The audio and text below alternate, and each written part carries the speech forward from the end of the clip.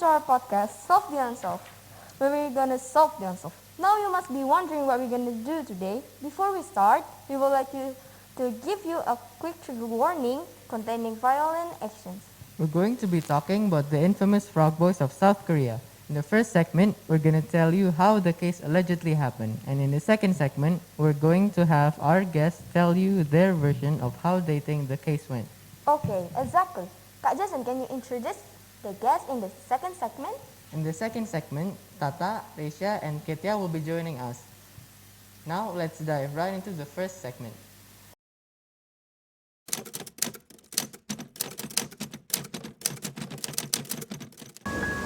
This incident happened in Daegu on the 26th of March 1991. That day is the election for regional leaders and all schools are on holiday. So everyone was on holiday because of the election. There were 6 kids from a Sangso Elementary School, Daegu, South Korea. The kids went to play in Georgian house. Georgians started red noise because they were being too noisy. So he told them to go and play outside. So the kids went to play outside. They eventually found a place to play, which is in Mount Waryong, which is close to their residency area. They planned to search for a frog-like creature. Why?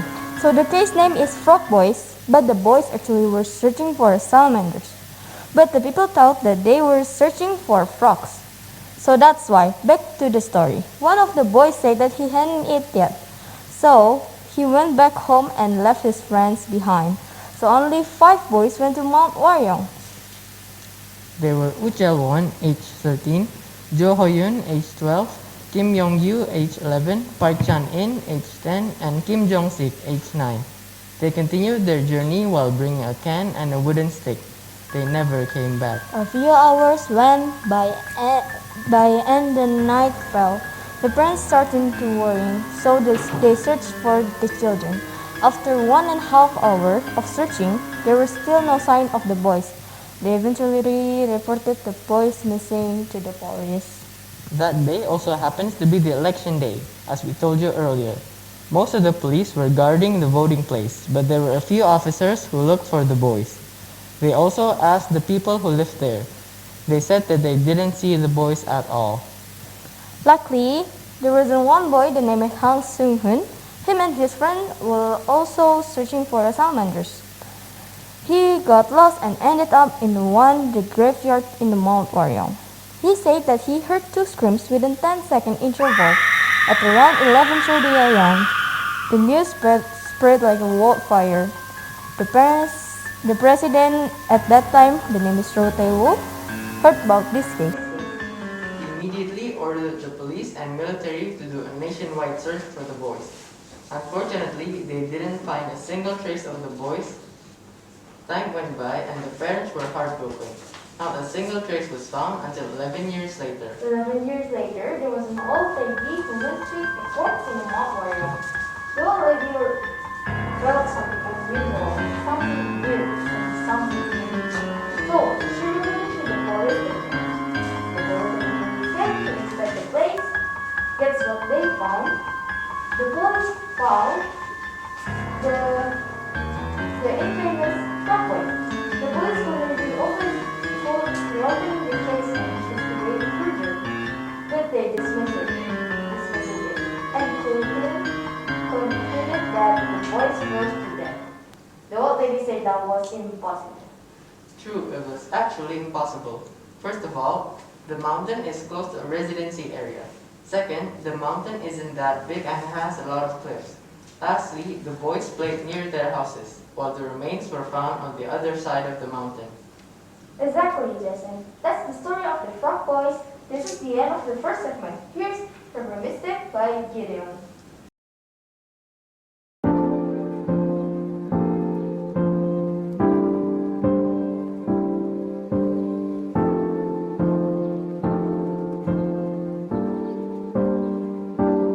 Are you on your way?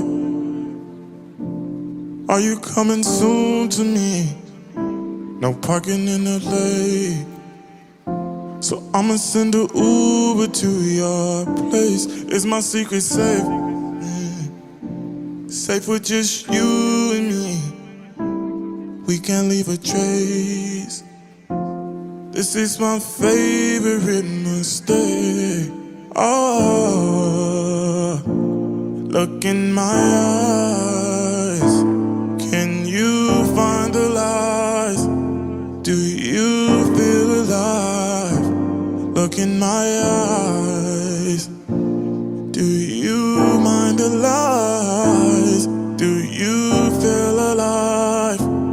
Look in my eyes. We both know it's wrong, but you're still coming over even when you're gone.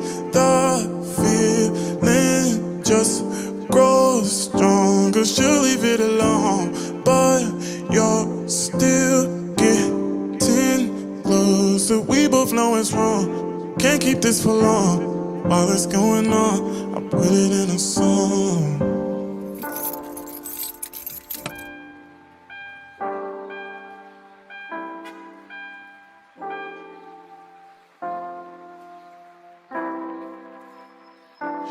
Are you on your way?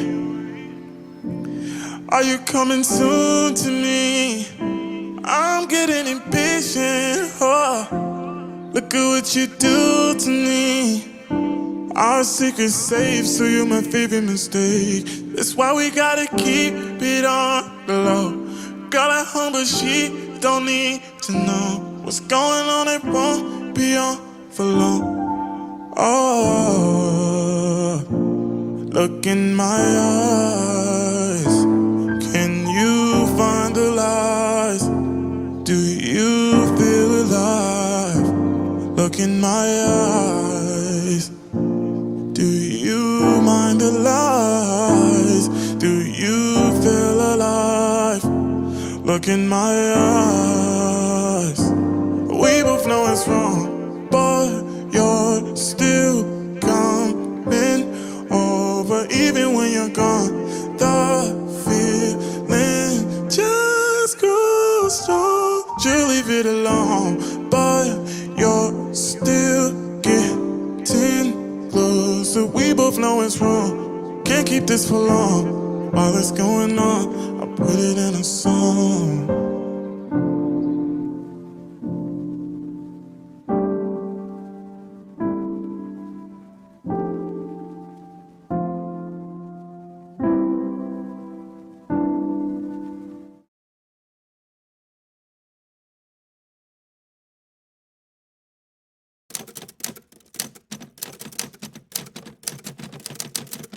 Now back with our discussion.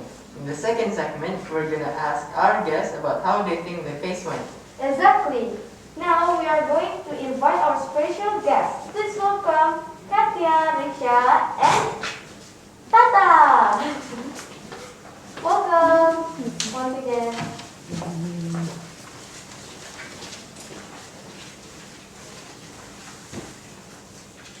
Okay, I'm gonna ask for Catya. So, how do you think about this case, man? So for me, my assumptions are similar to the parents. One of the children got shot and the rest were killed, so they leave no evidence. And after they killed them, they buried the body somewhere away from the place, so they wouldn't be suspected. And if you're gonna ask, why did they have to cover up evidence if it was accidental?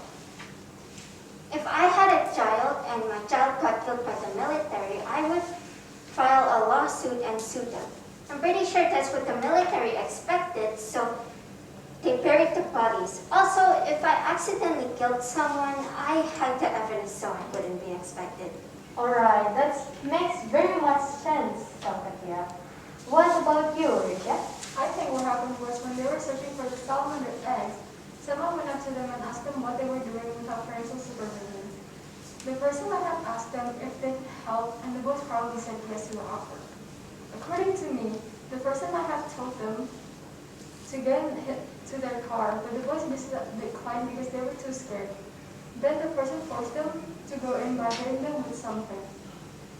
And when the boys passed that up, the person dragged them to a place where people don't go there often, and then kept them hostage in a small house or something like that, and beat them and etc.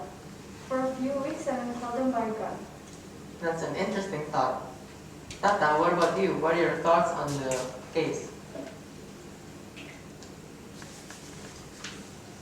I think they were murdered. Because after the boys were exhumed, police admit that their hypothermia theory was incorrect. 3 boys' skulls had marks on them, suggesting they were beaten to death by a blunt object. Additionally, 3 of the skulls had bullet holes inside of it, possibly from a shotgun. The police were no longer dealing with the case of a missing kid. The 4 boys were murdered victims. What about you, Afanda? What are your thoughts? I think this story is very interesting for me because the police couldn't find the kids in Mongolia. But 11 years later, though they found the lost kids, but they already passed. Whoa, that's a good thought, Athaya. By the way, thank you so much for the other thoughts too. All of them are so amazing and interesting, but sadly we don't have that much time left. So I think we'll have to end it here, which is so sad. But before we go, we would like to thank everyone for joining us here. And make sure to be careful if you want to walk alone. Or you could at least go walk with a group if you want to go to the public places. And that's today's podcast. Once again, thank you Catya, Reysha, Afanda, and Tata for joining into today's podcast. And I'll see you again next episode. And bye-bye. Bye.